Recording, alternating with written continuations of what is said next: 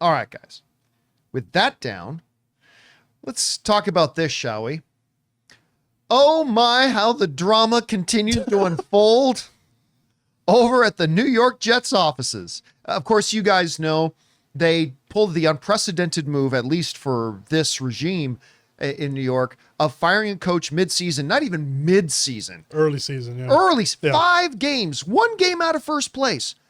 5 games into the season, they remove Robert Saleh. Now, the owner, Woody Johnson, gave a line of bullshit like saying, "Oh, I've been thinking about this for years." If you've been thinking about this for years, you would have changed coaches during the offseason. Yep. You would have changed it during the offseason, not 5 games in. And then, of course, Aaron Rodgers, one of the greatest of all time. Also one of the best liars of all time. Because he lies a lot. Aaron Rodgers lies a lot. He's one of the greatest quarterbacks ever to play. I'll always admire him. But one of the biggest, it's like saying, like, pretending, like, "Oh, I had no idea they were thinking about, oh, I didn't know." Yeah, okay, sure. But anyway, everybody knows that the big problem with the New York Jets, of course, is only half of the Jets. You see, the Jets, under Saleh, who is a defensive-minded coach, a defensive coordinator by nature, were the number 2 defense. Some people say they're the best defense in the NFL. Number 2 defense in the NFL.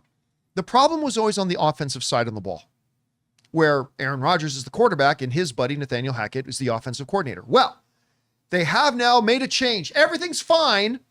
Everything's fine. Nothing to see here because we're making a change. We're changing it up.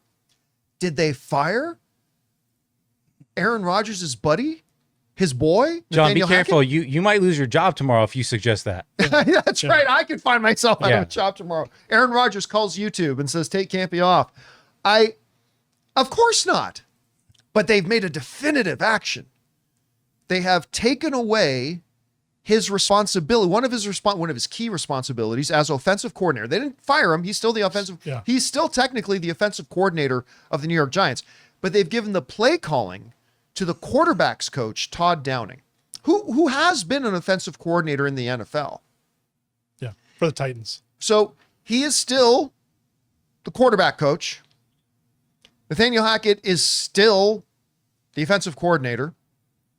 But, I was watching Chris Sims a little bit earlier today, and he really put it well when he said this. None of this matters. This is just moving the deck chairs around on the deck of the Titanic. Yeah. Because everybody knows who's actually calling the plays. Yeah, he's probably It's Aaron Rodgers. He's probably still coming with, Hackett's probably still coming up with the scheme and stuff. And they officially say that Downing is now going to come up with the game plan. Yeah. But we all know that's not true.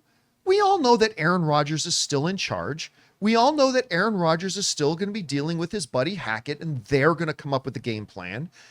And sure, maybe it'll be Downing on the side. And all respect to Downing, I'm just saying, sure, he might be on the sideline calling in a play, but we all know Aaron Rodgers is going to take the suggestion and maybe do it and maybe not. Do his own thing, whatever him and Hackett came up with. I mean, I just, again, I am stunned at the charade that everybody just seems to be going along with. Even in sports media, everybody just seems to be going along with this charade. And again, it was nice hearing, Chris Sims kind of call it out for what it is right now.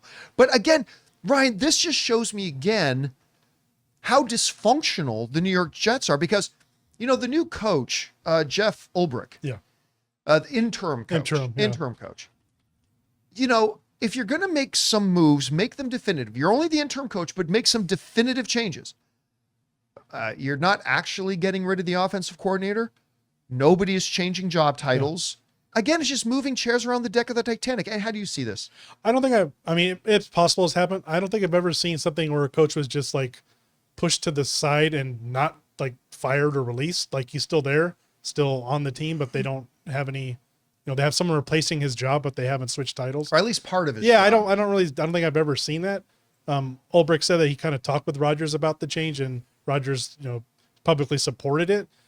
But I kind of feel like they should have just done this from the start. It's kind of like they fired the head coach when they should have just got rid of the offensive coordinator.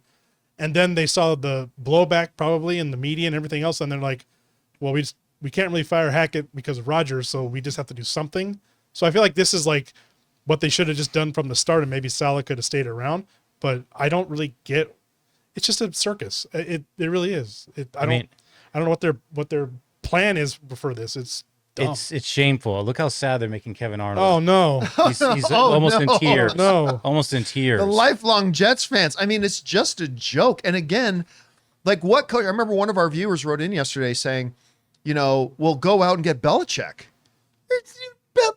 Not just Bill Belichick. No coach worth their salt is going to come to the New York Jets. I think this is even worse than just getting rid of Salah.